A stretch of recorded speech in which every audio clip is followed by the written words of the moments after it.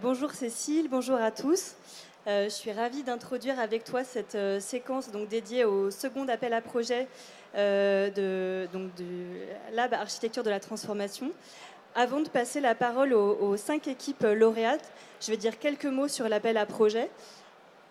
Est-ce qu'on peut avoir la slide suivante, s'il vous plaît. Donc très rapidement, en fait, quel est le point de départ de l'appel à projet Architecture de la Transformation ? Le point de départ, c'est vraiment le constat que le logement social intermédiaire fait face à des profondes mutations liées aux évolutions démographiques, à la prise de conscience des enjeux environnementaux, au développement du numérique, et que pour faire face à ce changement de paradigme, il y a vraiment une nécessité de renouveler l'approche et d'apporter des nouvelles réponses, qu'elles soient architecturales, techniques, organisationnelles, à ces enjeux. Et donc, ce que propose le Lab Archi, c'est d'apporter un cadre d'expérimentation innovant pour développer des solutions au service du logement social et intermédiaire. Donc la bonne nouvelle, c'est qu'il y a une première édition en 2016. J'ai aperçu d'ailleurs un bailleur qui était lauréat de cette première édition, dont la thématique était l'évolutivité du logement et la mutabilité des bâtiments. Et nous avons lancé donc l'année dernière à Strasbourg une deuxième édition de cet appel à projet sur la thématique de l'ancrage territorial du logement social et de comment le bailleur peut vraiment renforcer ses liens avec son environnement local. Donc les 5 projets qui vont vous être présentés illustrent cette dynamique-là d'interaction. Peut-être juste vous dire quelques mots sur qu'est-ce qui caractérise l'appel à projet architecture de la transformation. Il y a vraiment 3 mots-clés. Le premier mot, c'est la pluridisciplinarité. C'est vraiment un prérequis qu'on demande aux équipes quand elles candidatent à l'appel à projet, c'est d'arriver avec une équipe constituée avec bien sûr le bailleur au centre, mais aussi l'architecte ou une école d'architecture, des startups, des entreprises. On croit beaucoup à cette dimension de regard croisé pour une innovation qui soit la plus ouverte possible, donc pluridisciplinaire. Le deuxième mot-clé, c'est l'incubation, l'expérimentation. Ce qu'on demande aux bailleurs lauréats, c'est pendant 8 mois, donc c'est un temps assez court, d'expérimenter, de tester leurs solutions avec des prototypes sur des terrains très concrets et toujours avec vraiment un fil rouge qui nous guide en mettant l'habitant, l'usager au cœur de la solution. Et il s'agit bien d'avoir une réponse qui convienne à l'habitant et à l'usager du logement. Donc deuxième mot, c'est l'incubation. Et le troisième mot-clé, c'est la généralisation, puisque vraiment notre souhait, c'est pas juste d'incuber des beaux projets pendant quelques mois, c'est qu'ensuite les solutions, si elles sont probantes, elles puissent être appropriées par d'autres bailleurs et donc elles puissent s'essaimer plus largement. Et donc tous les bailleurs qui sont lauréats travaillent d'arrache-pied à la formalisation de livrables qui sont d'une très grande qualité, que je vous encourage à aller voir, qui vont être disponibles notamment sur le site du Lab CDC. Ils sont disponibles gratuitement avec vraiment cette idée que ce soit des relais pour d'autres bailleurs pour qu'ils puissent s'approprier les solutions. Je termine sur les grandes séquences de cet appel à projet. Donc, je vous le disais, on l'a lancé à Strasbourg l'année dernière. Il y a une première phase de présélection en février avec 11 projets. Les 11 projets présélectionnés ont bénéficié d'une phase d'approfondissement pendant laquelle on a fait un atelier d'innovation ouverte. C'est un point fort pour nous, avec 70 étudiants d'horizons très différents. Donc c'est un atelier qu'on a appelé le Hack Archi, que vous allez voir en image dans quelques secondes. Et puis ensuite, on a eu le jury début mai qui a du coup sélectionné 5 projets que vous allez là aussi voir dans quelques secondes. L'idée, c'est que ces projets qui sont vraiment en pleine expérimentation, elles vont vous présenter un point d'étape. La fin de leur voyage dans l'incubation, c'est au mois de janvier, avec vraiment la ligne d'arrivée des expérimentations. Alors les lauréats, ils sont 5, ils sont en nombre 5. Je commence par le Nord, le groupe SIA, vous le verrez tout à l'heure. Plurial Novilia, qui travaille sur l'impression 3D. L'Office de Firmini, qui a aussi une problématique de patrimoine 20e. Le COL, qui est sur la question du participatif autour d'un éco-hameau. Et enfin à Nantes, Nantes Métropole Habitat, sur l'implantation de cerfs sur le toit pour générer de nouveaux usages et de l'énergie. SIA travaille sur, je ne l'ai pas dit, sur les cités minières avec tout un tas de problématiques. C'est un projet qui est mené de manière partenariale. On retrouve le ministère de la Culture, on retrouve le PUCA, on retrouve d'autres ministères. Et puis, ce sont des appuis qui sont extrêmement utiles. Ce sont des soutiens à la fois financiers, mais qui peuvent être aussi des soutiens techniques, des apports de compétences. Et pour mener des projets expérimentaux, c'est extrêmement précieux. Voilà, donc ils sont à nos côtés. Et d'ailleurs, il y en a certains qui sont dans la salle. Le Hack-Archi, inventer les logements sociaux de demain, c'est un temps fort qui a eu lieu en mars dernier, donc qui regroupait des étudiants en architecture qui ont planché avec les équipes pour leur donner des idées, pour leur donner des solutions. Et je vais lancer tout de suite avec donc Victor la vidéo du Hack-Archi. Et juste après, vous aurez la première présentation donc d'une incubation en cours. Et on vous propose aujourd'hui des travaux en cours. Donc, une des grandes étapes, ça a été ce Hack-Archi. On vous le montre en image et tout de suite, on passe la parole au col.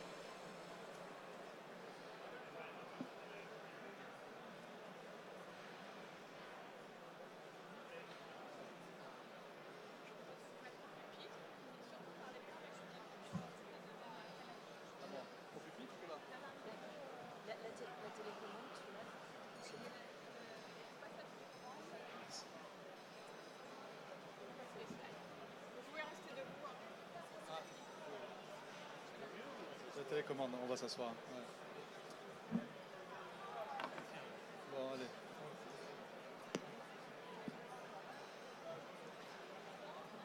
Bonjour à tous. Donc, je me présente rapidement parce que j'ai 7 minutes on a 7 minutes avec Stéphane pour faire la présentation de notre projet. Donc, le COL est une société coopérative qui est basée à Anglet. Donc une coopérative du Pays Basque et qui travaille sur donc toute l'Aquitaine, spécialisée dans l'accession sociale à la propriété. Nous avons également un métier de bailleur social et un métier qu'on essaye de développer qui est le métier d'aménageur. Donc en ce qui nous concerne, on a beaucoup planché un peu sur la notion d'opération d'aménagement, qu'on a souhaité une réflexion à différentes échelles, donc à des échelles de grandes villes, de villes moyennes, voire même de villages. Et là, on va voir une expérimentation sur un village qui est à une trentaine de minutes de Bordeaux, qui s'appelle Ox, un village de 800 habitants. Alors, on est parti d'abord d'un constat qu'on voit un peu aujourd'hui, c'est qu'on a de plus en plus de projets qu'on vient presque imposé, soit dans un village ou soit dans un quartier, avec du coup une forte résistance des riverains, voire même des gens du village et donc une hausse des recours sur les permis de construire. De la même manière, tous les projets ne sont pas comme ça, mais on a de plus en plus des projets avec des formes urbaines qui ne sont pas forcément très désirables et consommatrices de foncier. On voit des lotissements avec une consommation de foncier extrêmement importante. Une grande difficulté, en tout cas, pour pouvoir toucher notre public, le col, donc quand on fait l'accession à la propriété, nos clients ont entre 1 et 3 SMIC en règle générale. Donc on a beaucoup de mal à pouvoir raisonner en coût global et à intégrer un certain nombre de principes, notamment au niveau énergétique, au niveau l'emploi de matériaux écologiques, de matériaux écologiques. Voilà. On voit également pas mal de projets sur lesquels malheureusement le besoin des habitants n'est pas forcément au rendez-vous et une demande de plus en plus importante de participation de la part de nos concitoyens.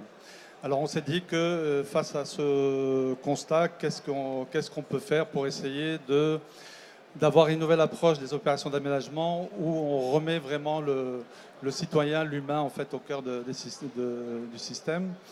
En s'appuyant sur un certain nombre de sujets qu'on a testés depuis quelques temps. Donc on a créé ce qu'on appelle un organisme de foncier solidaire.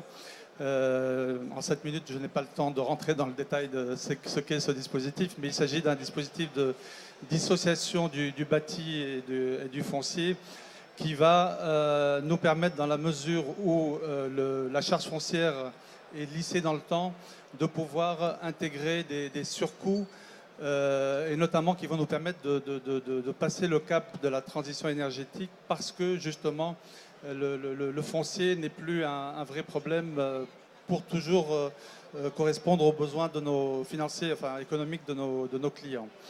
Nous avons également une bonne expérience maintenant de l'habitat participatif et donc on pense qu'il va falloir de plus en plus tenir compte notamment des riverains, mais également à l'échelle d'un village, de l'ensemble des habitants des villages, et comment faire qu'il y ait entre le futur projet et le village des interactions qui soient du plus pour tout le monde.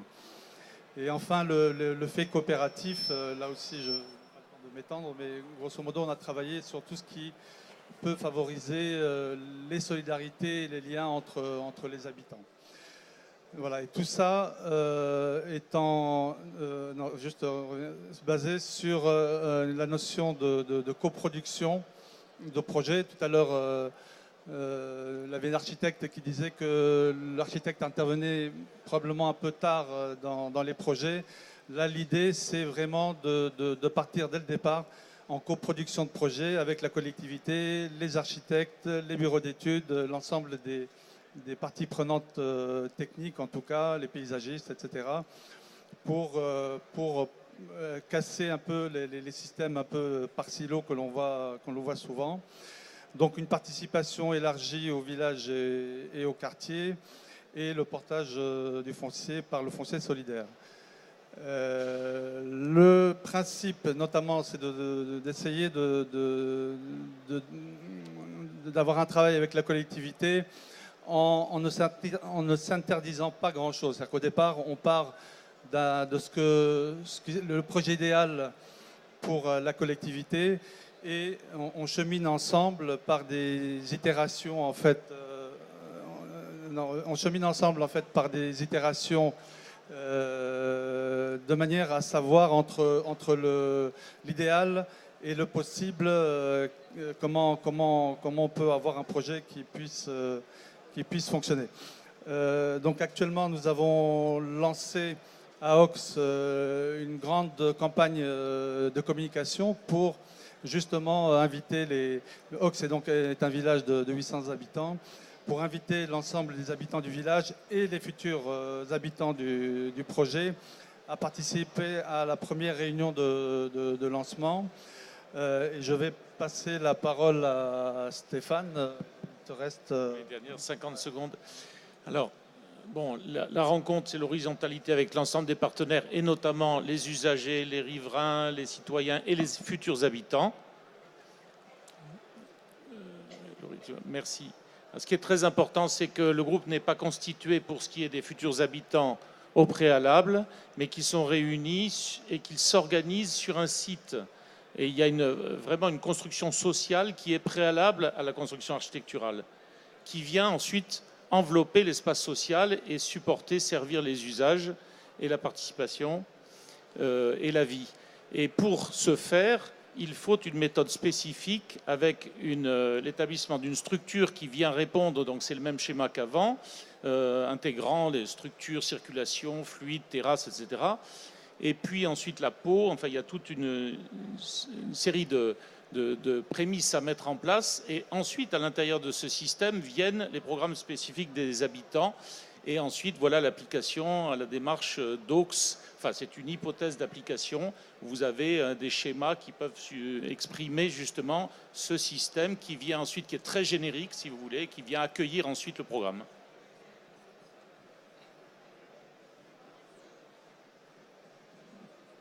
Merci.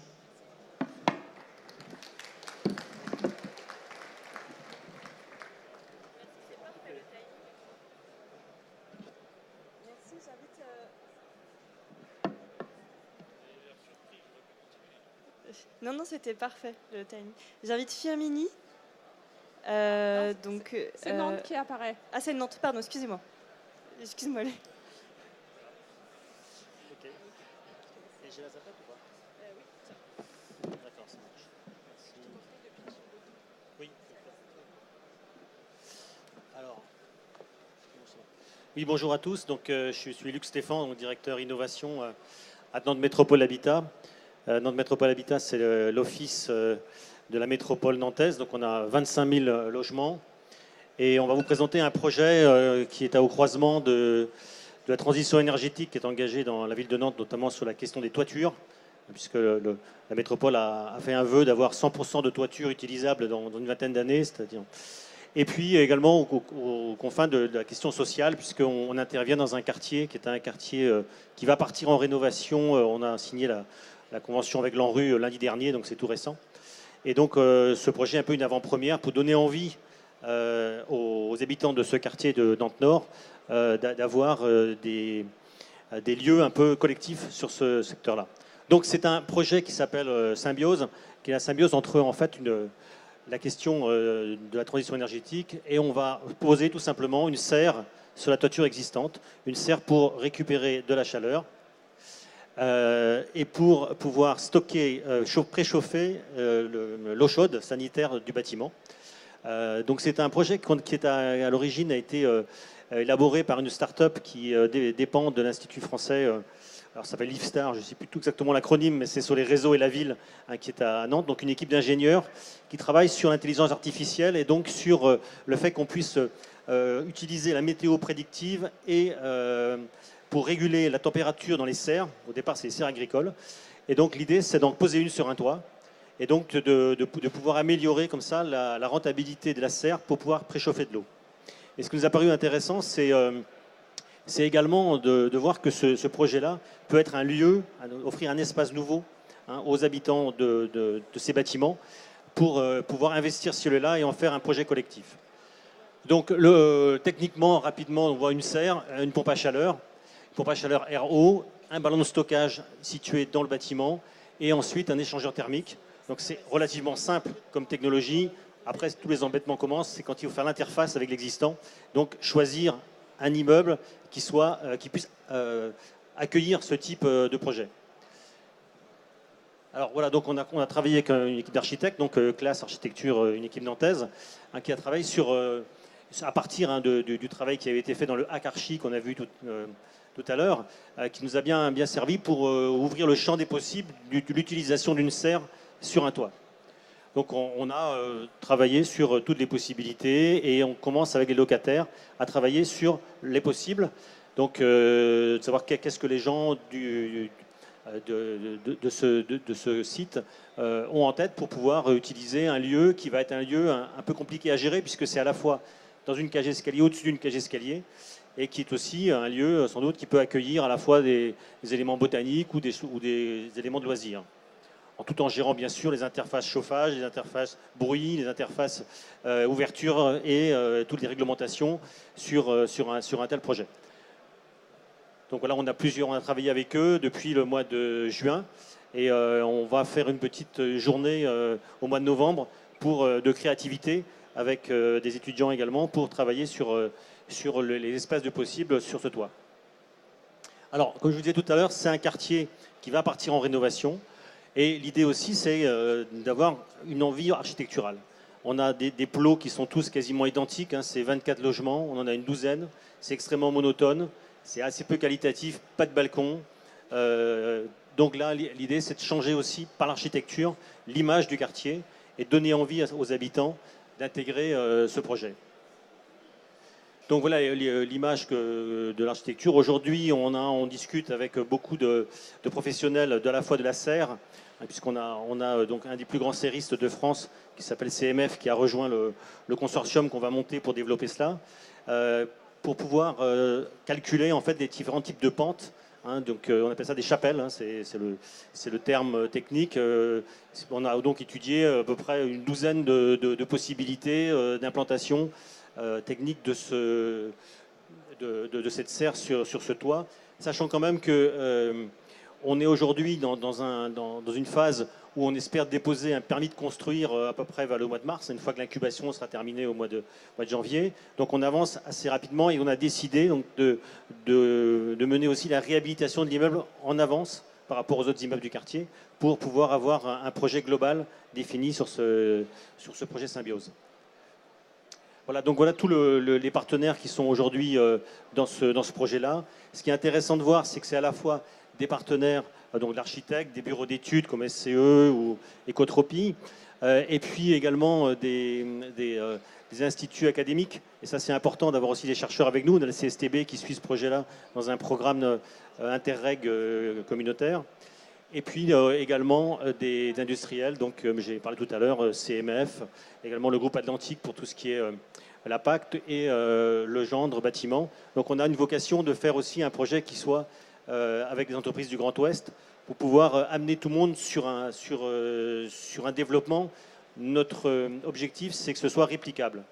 Donc dans quelques semaines, on aura en ligne un moteur qui permettra aux bailleurs qui le souhaitent de rentrer les caractéristiques de leur patrimoine et d'avoir les masques solaires. Et on pourra calculer en presse si c'est intéressant en fonction de l'orientation et du type d'installation technique que vous avez sur le chauffage et sur le chaude sanitaire pour savoir si c'est intéressant de se lancer dans un projet de ce type. Nous, on joue juste les défricheurs dans ce cadre-là, sachant que on espère que ça donnera envie aussi aux locataires. On sait qu'on travaille pas mal à la silhouette nocturne notamment du secteur pour redonner un peu de qualité dans ces quartiers quelquefois où l'architecture peut être un peu monotone avant même les questions de réhabilitation. Voilà, donc merci. Merci Luc. Si vous avez des questions, merci de les garder pour après. On enchaîne toutes les présentations et après on aura un petit temps d'échange. Alors maintenant j'appelle l'équipe de Firmini.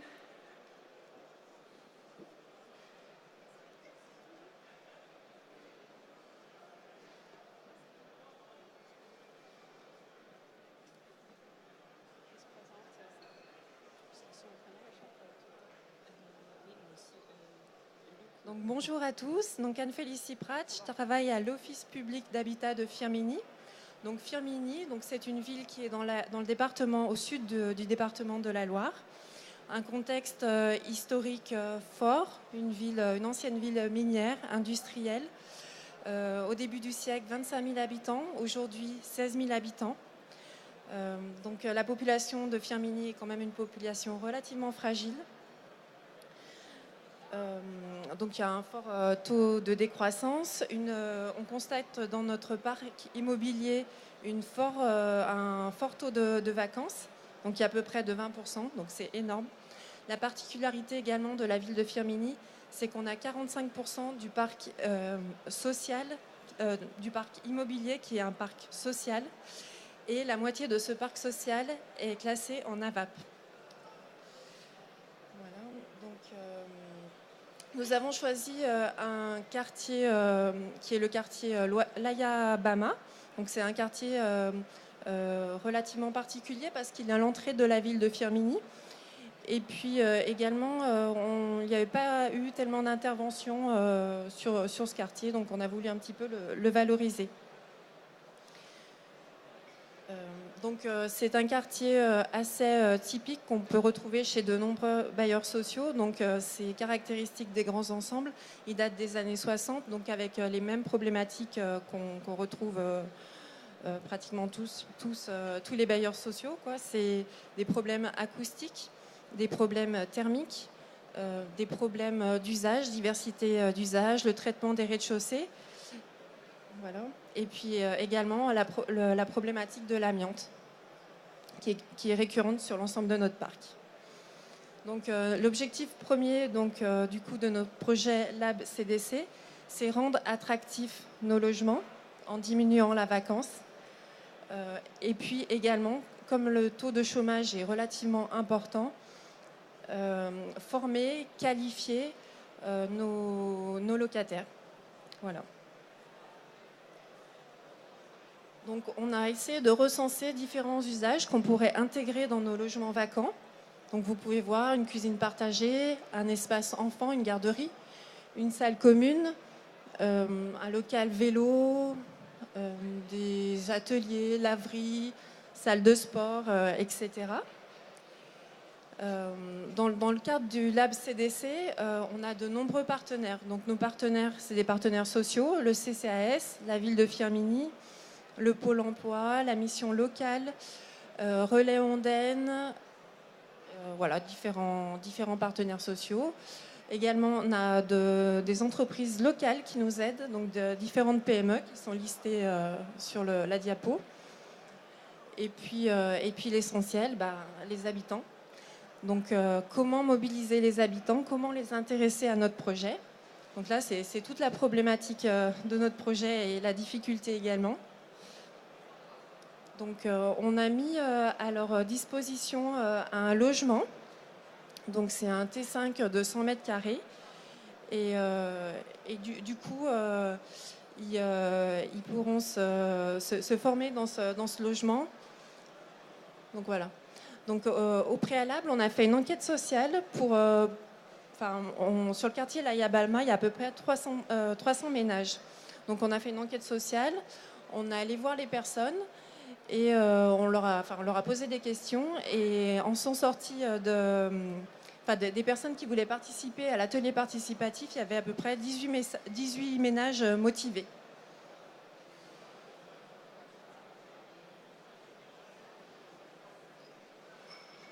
Donc, suite à l'enquête sociale, l'usage qui en est ressorti, c'était de transformer donc, du coup, le logement qu'on avait mis à disposition en salle de sport. Ce qui manquait également dans les logements, c'était des espaces annexes, des balcons. Et voilà. Et puis il manque également beaucoup de rangements, beaucoup de placards. Oui, donc pour pouvoir travailler avec les habitants, les différents partenaires sociaux, l'office, la maîtrise d'ouvrage, la maîtrise d'œuvre, il y a donc plusieurs outils qui ont été mis en place. Donc, comme l'a évoqué Anne-Félicie, il y a donc des entretiens, une enquête sociale qui a été faite, essentiellement basée sur des entretiens à la fois téléphoniques, des entretiens réels, in situ, et des ateliers participatifs qui sont en cours. Pour alimenter ces ateliers, on a également travaillé avec l'école d'architecture de Grenoble, donc, que je représente aujourd'hui, et les grands ateliers de l'île d'Abo pour créer un prototype intermédiaire qui a permis de reproduire avec les proportions exactes des cellules typiques de ces logements des années 60. Donc vous en avez un exemplaire ici. Ça a permis de travailler sur la vérification des tests de différence de hauteur, différence de largeur, en fonction des aménagements possibles de ce logement qui va devenir autre chose qu'un logement. Par exemple, sur la photo qui est ici à votre gauche, on a testé un abaissement léger du plafond qui permettra d'améliorer à la fois l'isolement acoustique et l'absorption acoustique dans un local qui va être dédié à des usages autres que le logement, donc probablement, certainement plus bruyants. Les habitants ont été invités à vérifier ce que ça fabriquait en termes de hauteur, de largeur, Ils ont également été invités à voir avec quels matériaux on pourrait travailler et aménager, matériaux biosourcés, bois, enduits de terre crue, etc. Donc ça, c'est un des outils qui a été mis en place et qui participe donc à l'expérimentation spécifique du Lab CDC. Cet outil va permettre de nous alimenter avec à la fois les habitants et les entreprises sur un projet. Donc voici, donc, un logement de 100 mètres carrés. On retrouve les caractéristiques des constructions des années 60 avec des refends porteurs, avec des trames relativement étroites. Là, le principe, ça a été de démonter, de démolir les cloisons intermédiaires pour retrouver des grands volumes et offrir un espace qui soit finalement le plus polyvalent possible pour que les différents usages qui émergent des ateliers participatifs, que ce soit une buanderie commune, un endroit où faire une gymnastique d'appartement, ce qui ressortait, un endroit où faire de la cuisine, etc., puissent advenir dans le temps. Voilà, alors les questions architecturales, d'acoustique, thermique, etc. restent entières. On est en train de travailler. Il y a des ateliers participatifs qui vont avoir lieu dans les prochaines semaines et un chantier qui aura lieu courant décembre, avant la fin de l'année, pour l'aménagement du local. Les problématiques et questions qui sont posées, c'est la question de la mobilisation habitante. Quelle méthode ? La formation et l'accompagnement vers l'emploi avec les partenaires et l'AFPA, formation professionnelle adulte en particulier. Donc, quel contrat on peut proposer aux habitants chômeurs qui sont prêts à s'investir dans la réhabilitation de ces locaux? Quelles sont les assurances spécifiques? Comment on assure des habitants qui vont travailler sur un chantier? La question de la programmation, c'est plus du logement, donc il y a des déconventionnements à négocier. Le modèle économique, est-ce qu'il y a un impact sur les loyers par exemple ou pas? Quel impact? Est-ce que c'est supportable ou pas? Un cas spécifique sur l'amiante, construction années 60, comment on fait? Désamiantage ou encapsulage. Et puis, bien évidemment, un objectif de réplicabilité. L'idée, c'est qu'à partir de cette expérience-là, on puisse reproduire 1, 2, 3, 4 expériences, enfin, plusieurs projets dans autant de logements qu'il y a à Firminy et ailleurs. Ouais. Voilà. Donc à long terme, c'est que ce logement soit attribué du coup aux locataires et ça soit géré comme une partie commune non conventionnée.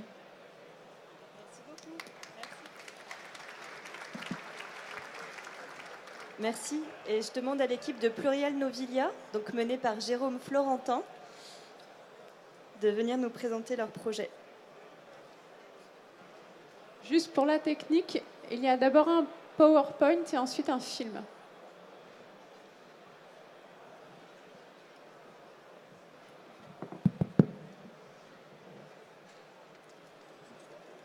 Bien, bonjour à tous. Je vais vous présenter le projet des maisons imprimées de Plurial Novilia, donc ESH rémoise, filiale d'Action Logement.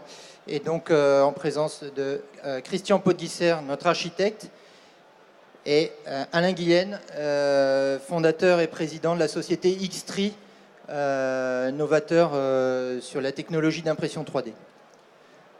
Donc notre projet, c'est de construire simplement 5 maisons individuelles sur le premier écoquartier rémois, donc des maisons de plein pied avec la technologie d'impression 3D béton. L'objectif, c'est d'établir un modèle fonctionnel à disposition de familles et qui permet donc de créer une nouvelle architecture. L'architecte va en parler. L'objectif aussi, c'est de pouvoir permettre un transfert de technologie à disposition d'entreprises locales, donc sur un modèle qu'on a imaginé avec la société Xtree. Et nos objectifs concrètement, c'est un dépôt de permis de construire fin d'année et un démarrage de travaux fin d'année prochaine.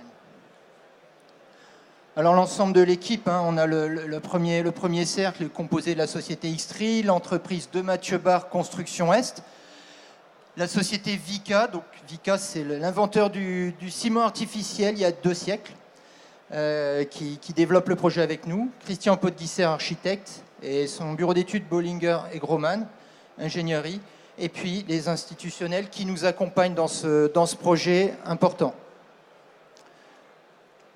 Donc nous souhaitons mettre à disposition d'abord ce projet au profit de tout bailleur ou plus généralement tout constructeur qui serait intéressé pour le reproduire sur son territoire.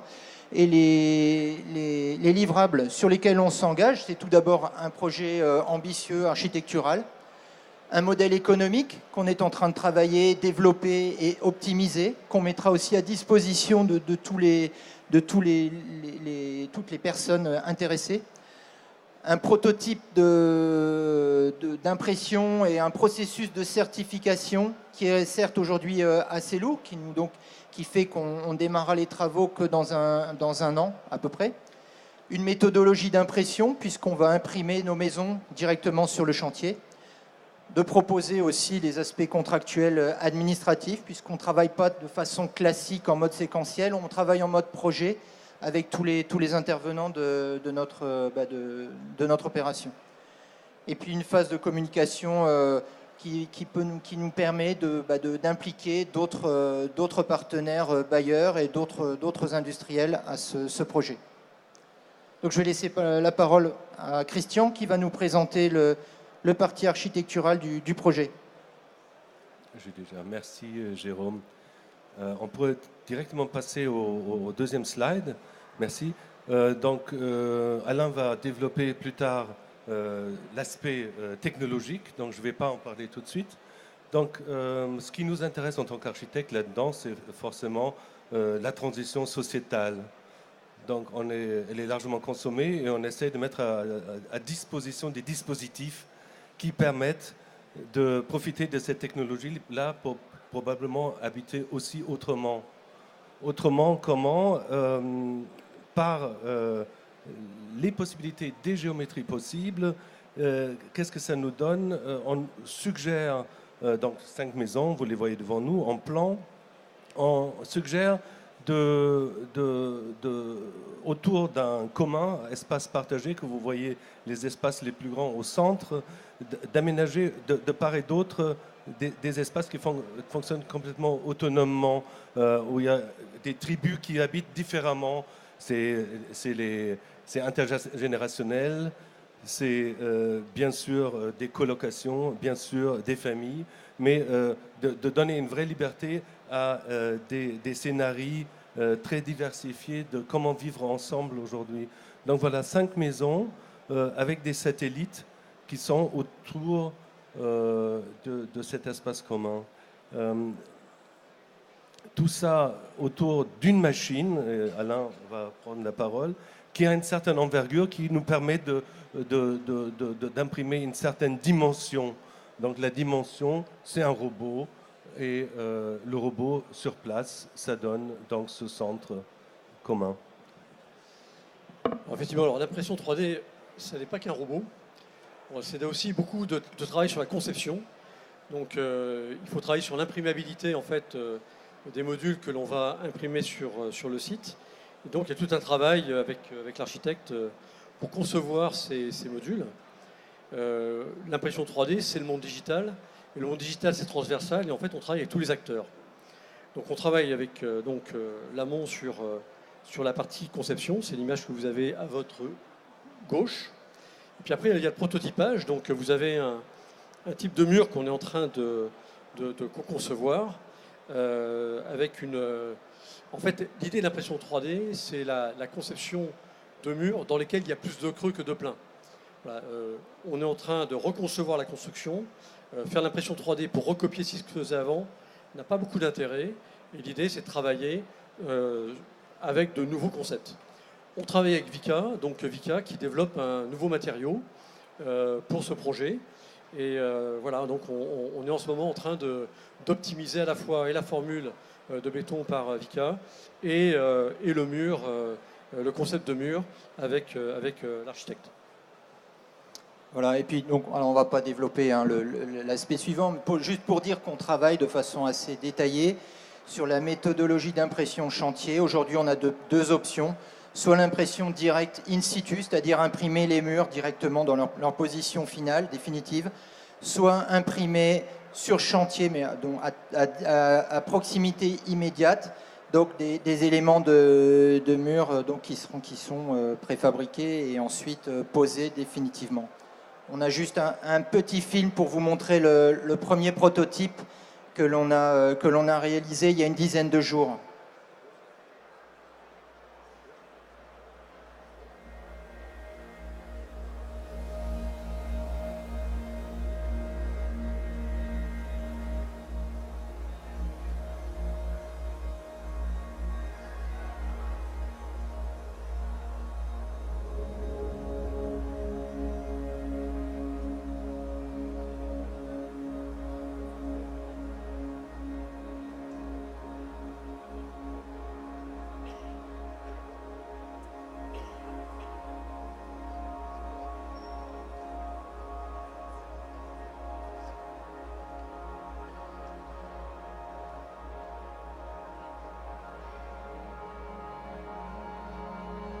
Voilà, on vous remercie et on est à votre disposition pour toute question, pour tout intérêt que ça susciterait. Merci. On vous retrouve à 16h15 pour un débat sur l'impression 3D. Et maintenant, j'appelle le dernier porteur de projet SIA.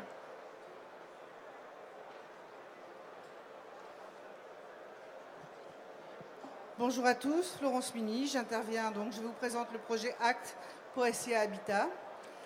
Alors vous avez un parc locatif ancien, vous avez un parc locatif situé au cœur d'une zone classée, inscrite, protégée.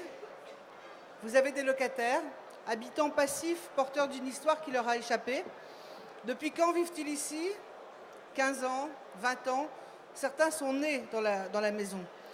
Ils ont vécu un bouleversement économique. À la fermeture des puits, il ne restait rien. Et à la mono-industrie a succédé le chômage. Cité du Pinson à Rhêmes, dans le nord de la France, vous êtes sur de la monotypologie, des faux type 4. Sur 805 logements, 193 appartiennent à SIA Habitat. Un peu plus de 500 habitants, 33% de chômage. Vous pourriez proposer une réhabilitation classique, ils auraient plus chaud. Mais cependant, dans cette situation, vous preniez le pari de l'attractivité. Vous devez prendre le pari et rendre la cité attractive et productive. Alors comment? En augmentant les ressources. Premièrement, une réhabilitation thermique adaptée aux usages. Deuxièmement, des jardins à mutualiser et la permaculture à instaurer.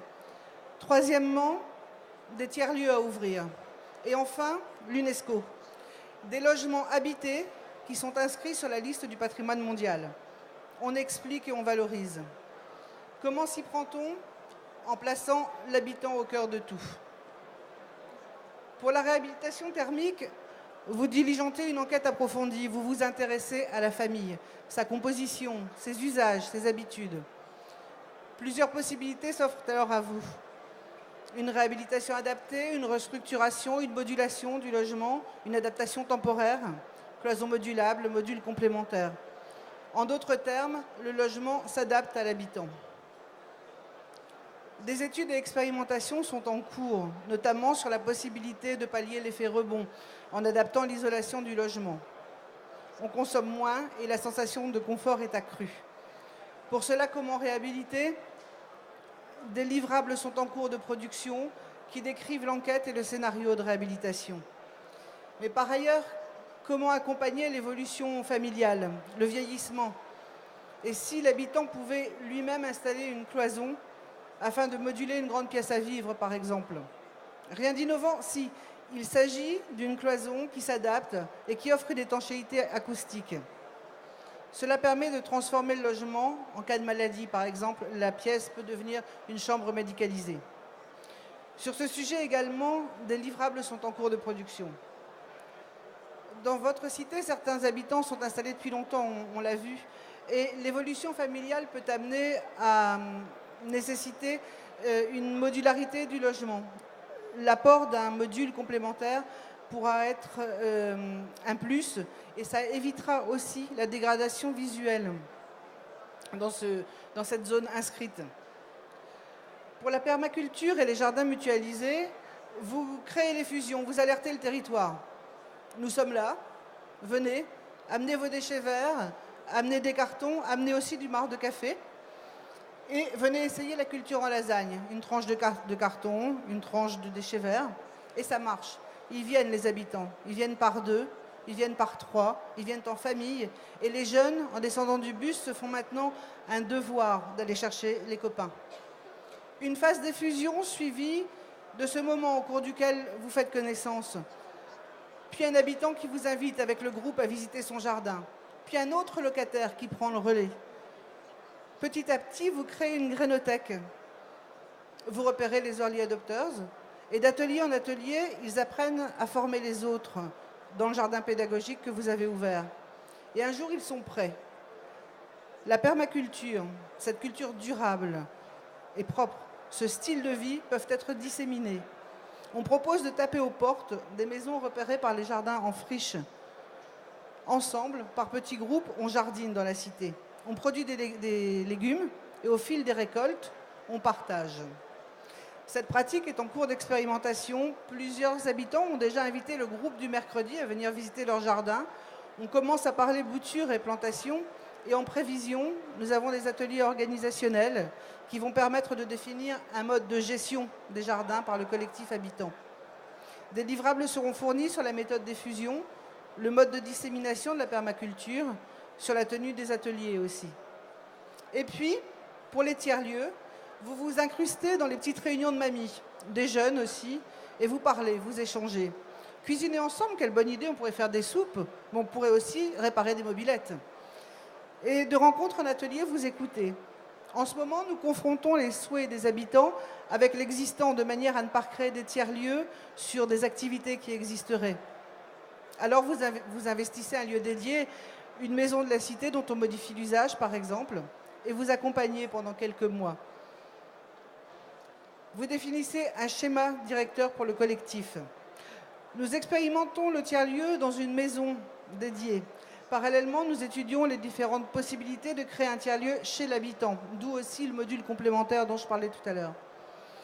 Nous avons recueilli la parole des locataires et nous allons la tester ce mois-ci sur les activités souhaitées. Les livrables concerneront le mode d'enquête, l'aide à la décision du thème à retenir, le déconventionnement potentiel du logement, la mise en place d'un schéma d'organisation.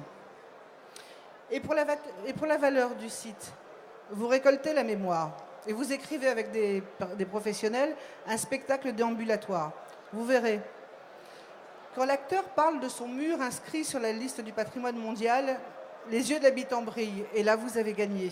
Il ne regardera plus jamais son mur de la même manière.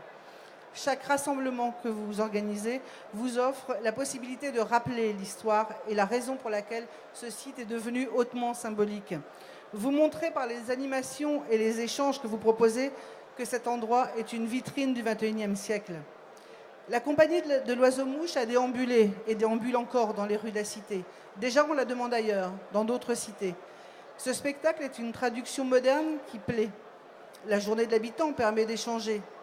Un atelier d'écriture va voir le jour en octobre. Il permettra de nommer ce qui fait bien inscrit au patrimoine.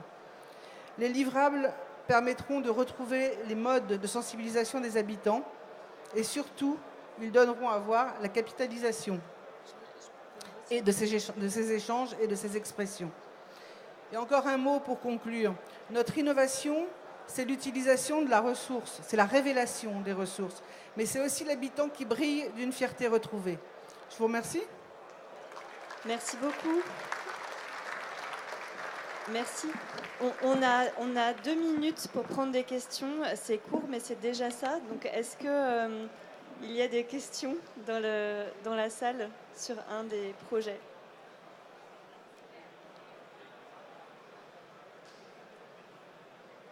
Ah, super, merci. Je me demandais quel est le coût d'une impression 3D béton. Combien ça coûte de faire un mur ? Alors aujourd'hui, le coût de l'impression 3D béton, il est en train d'être évalué et on ne peut pas dire que le mur va coûter moins cher qu'une technique classique puisqu'il repose sur de la matière première, c'est-à-dire c'est un béton haute performance dont le prix aujourd'hui il est de l'ordre de 800 € la tonne mais qui va descendre aux alentours de 200, 250. Et le prix de la machine, donc, qui sera mise à disposition de l'entreprise, qui, sur un prototype, deux prototypes existants, va forcément être optimisé. Aujourd'hui, notre projet, on va le construire autour de 2000 € le mètre carré, ce qui constitue effectivement quelque chose de plus cher qu'une construction traditionnelle. Ce qui compte, c'est d'identifier les pistes d'optimisation de coûts, de par le matériel, de par la matière première, je veux dire, et de par la productivité de la machine. Aujourd'hui, on imprime à une vitesse d'environ 2 litres, 3 litres par minute. Dans l'avenir, on va pouvoir imprimer à 10 litres par minute, ça veut dire 3 fois plus vite. L'objectif, c'est que dans 15 ans, 10 ans, on ait des coûts de construction qui soient comparables à ceux d'une construction classique, sachant qu'il y a beaucoup d'avantages par rapport à la productivité, on en a parlé, par rapport aux nuisances chantiers qui sont diminuées, à l'économie de matière, puisqu'on n'imprime plus un mur en béton en plein, hein, on met 3 fois moins de béton dans un mur, et d'autres optimisations qu'on est en train d'évaluer de façon précise par tous les prototypes qu'on est en train